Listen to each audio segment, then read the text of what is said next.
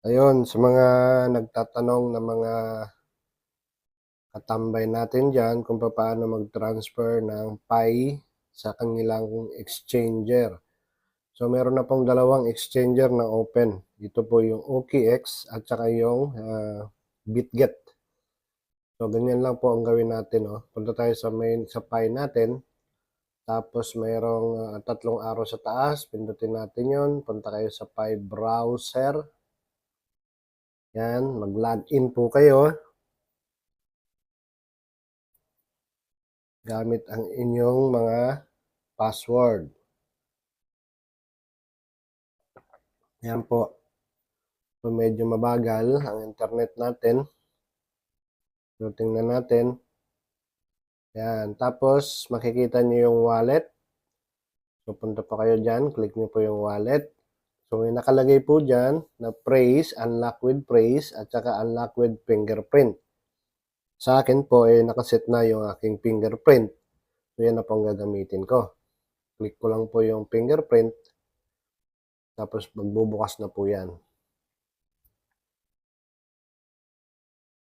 Ayan. So meron akong 1 point something na Pi. Kasi nailipat ko na yung iba.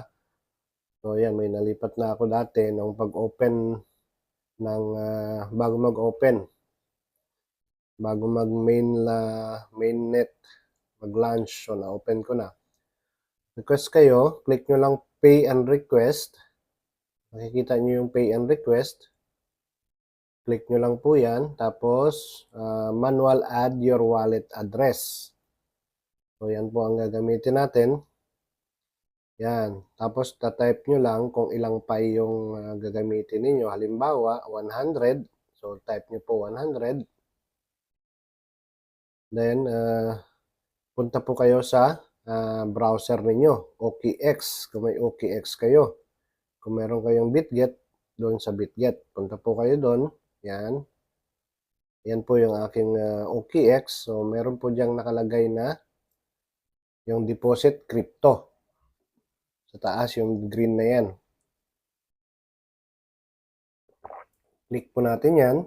Yan. Tapos, doon sa search bar sa taas, type lang po natin yung Pi. Nilalabas po yung Pi. Yan.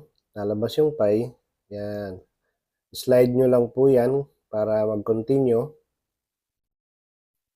Tapos, i-copy ninyo yung kanyang wallet address. Copy nyo lang po yung wallet address. Tapos yan po yung ipipaste natin doon sa inyong, balik po kayo sa Pi browser ninyo at i-paste nyo po yan doon sa wallet address. Pag na-paste nyo po yan doon, iilaw po yung blue sa baba na send. Yun na po, automatic at maisisend na po yan. Hintayin nyo na lang po na dumating sa inyong exchanger. Ayan po. Maraming salamat mga katambay. Bye-bye.